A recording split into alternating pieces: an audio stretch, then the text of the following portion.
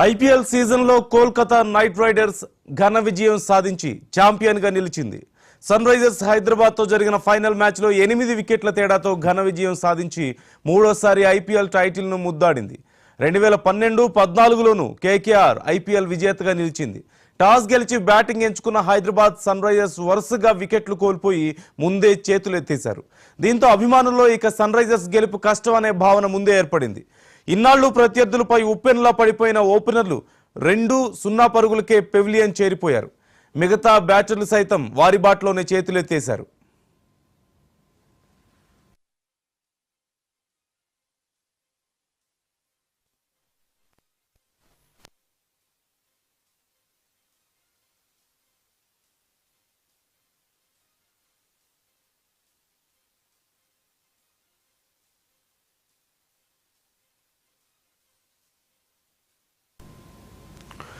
ఈ ఐపీఎల్లో సంచలన ప్రదర్శనతో ఫైనల్ కు దూసుకొచ్చిన కప్పు తమదే అన్న అంచనాలు కలిగించిన సన్ రైజర్స్ హైదరాబాద్ అసలు పోరులో మాత్రం చేతులెత్తేసింది. దీంతో సన్ రైజర్స్ అభిమానులు తీవ్ర నిరాశకు గురయ్యారు. ఆదివారం చపాక్లో ఏకపక్షంగా సాగిన ఫైనల్ మ్యాచ్లో ఆ జట్టు 8 వికెట్ల తేడాతో చిత్తుగా ఓడిపోయింది. తొలుత కోల్కతా బౌలర్లు చెలరేగడంతో హైదరాబాద్ 18.3 ఓవర్లలో 113 పరుగులకి ఆలౌట్ అయింది.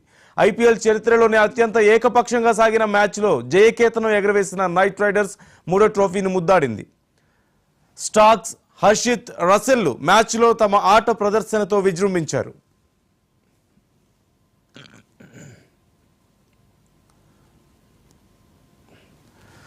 ఈ అంశానికి సంబంధించి మనతో మాట్లాడడానికి సీనియర్ స్పోర్ట్స్ జర్నలిస్ట్ అలాగే అనలిస్ట్ వెంకటేష్ గారు మనతో సిద్ధంగా ఉన్నారు ఫోన్ లైన్లో. Venkatesh garu, very good morning. Good morning Nandu. Venkatesh garu, నిన్న జరిగిన match of course Sunrisers team కి ఒక పెద్ద నిరాశ అనే చెప్పుకోవచ్చు. కానీ ఇంత ఏకపక్షంగానా మరి ఎందుకని, ఎక్కడ అసలు తేడా జరిగింది? How do you see? Definite గా ఇది big flop show from SRH అని చెప్పాలి తప్పదు. అట్ ది సేమ్ టైం వాళ్ళకి ఎలాంటి అవకాశం కూడా ఇవ్వలేదు. కేకేఆర్ మనం చూసాం ఈ టోర్నమెంట్ మొదలైనప్పటి నుంచి కూడా వాళ్ళు టోటల్ గా డామినేట్ చేస్తూ వచ్చారు. ఏదో 2-3 మ్యాచ్లు ఓడిపోయారు తప్ప ఏ టీం కి ఎక్కడ కూడా వాళ్ళు ఛాన్స్ ఇచ్చిన పరిస్థితి లేదు. అన్ని విధాలా స్ట్రాంగ్ గా ఉంది ఆ టీం, బౌలింగ్ లో కానీ బ్యాటింగ్ లో కానీ. ముఖ్యంగా బౌలింగ్ లో స్ట్రాంగ్ గా ఉంది.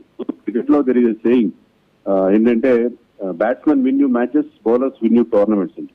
వీళ్ళకి బౌలింగ్ లో ఆ స్ట్రెంత్ ఉంది. మంచి స్పిన్ బౌలర్స్ ఉన్నారు, మంచి ఫాస్ట్ బౌలర్స్ ఉన్నారు. దాంతో వాళ్ళు గెలిచారు. ఫస్ట్ ఓవర్ లోనే మిచెల్ స్టార్క్ వేసిన ఎక్స్ట్రాడినరీ డెలివరీ అభిషేక్ శర్మని క్లీన్ బౌల్డ్ చేశారు. అక్కడి నుంచి ఏమాత్రం గుక్క తిప్పుకొనే లేదు. ప్రతి బౌలర్ కూడా చాలా ఎఫెక్టివ్ గా బౌలింగ్ చేశారు. మంచి పట్టుదల మీద కనిపించారు ఆ టీం. సో ఎస్ఆర్హెచ్ మామూలుగా అగ్రెసివ్ గా ఆడతారు కానీ ఆ ఛాన్స్ కూడా దొరకలేదు వాళ్ళకి. పిచ్ నుంచి కూడా సహకారం లభించలేదు. బహుశా మనం ఇప్పుడు చెప్పొచ్చు డెసిషన్ తప్పేమో, టాస్ గెలిచి ముందుగా ఫీల్డింగ్ ఎంచుకోవడం, బ్యాటింగ్ తీసుకోవడం. బట్ అట్ ద టైం అది కరెక్ట్ అనిపించింది. ఎందుకంటే క్వాలిఫైర్ 2లో ఇదే నిర్ణయంతో వాళ్ళు గెలిచారు అదే వెన్యూలో. కానీ ఇక్కడ ఆ పిచ్ కూడా కలిసి రాలేదు. ప్లస్ వాళ్ళ బౌలింగ్ కూడా extraordinary bowling. And Sunrisers batting కూడా ఏంటంటే ఇలాంటి సిచ్యువేషన్ వాళ్ళు సిద్ధంగా ఉంటారు. ఫ్లాట్ వికెట్స్ మీద అయితే బ్రహ్మాండంగా రన్స్ చేస్తారు కానీ ఇలాంటి టఫ్ వికెట్ మీద స్టడీగా ఆడగల బ్యాట్స్మెన్ వాళ్ళకి లేదు. ఓకే, అంటే చేజింగ్ అయి ఉంటే బెటర్ ఆప్షన్ అయి ఉండేదని ఆఫ్ కోర్స్ మీరు చెప్పినా, లేదంటే చాలా మంది చేజింగ్ అయినా కూడా అది కష్టమైంది. ఎందుకంటే వాళ్ళ టీమ్ లో ఉన్న ఆల్రౌండ్ స్ట్రెంత్ గురించి మనం చెప్పుకోవాలి. వాళ్ళ బ్యాటింగ్ కానీ బౌలింగ్ కానీ అన్ని విధాలా వాళ్ళు చాలా స్ట్రాంగ్ గా ఉన్నారు. సో అందుకని వాళ్ళు ఒకవేళ చేజింగ్ చేసినా కూడా కొంచెం బెటర్, కొంచెం తక్కువ మార్జిన్ తో గెలిచి ఉండేవారు. కానీ ఓవరాల్ గా ఏంటంటే వాళ్ళ స్ట్రెంత్ మనకి చాలా చాలా క్లియర్ గా ఈ టోర్నమెంట్ లో కూడా ఎస్ఆర్హెచ్ 2 సార్లు కూడా వాళ్ళే గెలిచారు బిఫోర్ ద ఫైనల్. అంటే సన్ రైజర్స్ అంటే ఏ భాగంలో కూడా పెద్దగా పర్ఫామ్ చేయలేకపోవడానికి రీజన్ ఏంటంటారు? నిన్న జరిగిన మ్యాచ్ లో ఎస్పెషల్లీ ఫైనల్ మ్యాచ్ కి వచ్చేసరికి అంటే somehow they made it to final కదా, బట్ ఏదో ఒక భాగంలో బ్యాటింగ్ కానీ లేదంటే బౌలింగ్ కానీ ఏదో ఒక రకంగా కొంత స్ట్రెంత్ ని చూపించలేకపోవడానికి కారణం ఏంటంటారు? వాళ్ళకి మెయిన్ స్ట్రెంత్ ఏంటంటే వాళ్ళ బ్యాటింగ్. అది కూడా ఏంటంటే ఫ్లాట్ వికెట్స్ మీద అభిషేక్ శర్మ కానీ, ట్రావిస్ హెడ్ కానీ, క్లాసన్ కానీ వాళ్ళు చాలా అగ్రెసివ్ గా బ్యాటింగ్ చేయడం, 200-250 స్కోర్స్ చేయడం, అదే బేసిస్ మీద అదే టెంప్లెట్ తో వాళ్ళు గెలుస్తూ వచ్చారు. అంతేగాని ఇలాంటి స్లో వికెట్స్ మీద కాస్త స్టడీగా ఆడాల్సినప్పుడు వాళ్ళకి కావాల్సిన బ్యాటింగ్ లేదు. అలాగే ఇలాంటి వికెట్స్ మీద వాళ్ళకి తగిన స్పిన్ బౌలింగ్ కూడా లేదు. సో సరైన స్పిన్నర్స్ లేకపోవడం, కేవలం 3 చెప్పుకోదగ్గ బౌలర్స్ తో వాళ్ళు బరిలోకి దిగారు. సో ఆ టీంలో వీక్నెస్ చాలా స్పష్టంగా కనిపిస్తున్నాయి.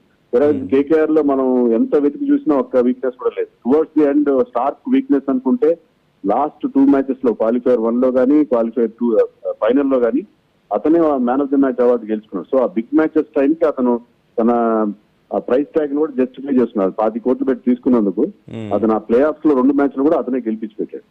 యా మోర్ ఆఫ్ అంటే ఒత్తిడి ఏమైనా కారణం అయి ఉండొచ్చు అంటారా? ఒత్తిడి 2 టీమ్స్ కి ఉంటుంది, ఎందుకంటే వాళ్ళకి ఎక్కువ ఒత్తిడి ఉంటుంది. Because they are the favourite. SRS కి అంత ఒత్తిడి ఉండే అవకాశం లేదు. ఒత్తిడి డెఫినెట్ గా 2 టీమ్స్ మీద ఉంటది. But that could not be the reason. ఎందుకంటే వాళ్ళు ఆడిన తీరు కానీ బ్యాటింగ్ చేసిన తీరు ఎవరు కూడా నిలకడగా ఆడే పరిస్థితి లేకుండా కనిపించడం, షాట్స్ కోసం వెళ్ళడం, కొంచెం రెస్ట్రైంట్ పాటించుంటే బాగుండేది. But that is the way they have been batting throughout the tournament. But overall గా సరే నిన్న ఫైనల్ మ్యాచ్ లో రిజల్ట్ ఎలా ఉంది అనేది పక్కన పెడితే ఓవరాల్ గా సన్ రైజర్స్ పర్ఫార్మెన్స్ ఎలా చూడొచ్చు అంటారు మనం? డెఫినెట్ గా బాగుంది. ఎందుకంటే లాస్ట్ టైం 10th ప్లేస్ లో వచ్చిన టీం ఈసారి నెంబర్ 2 గా రన్నర్ అప్ గా ఫినిష్ చేసిందంటే చాలా ఇంప్రూవ్ చేసుకున్నట్టుగానే అర్థం.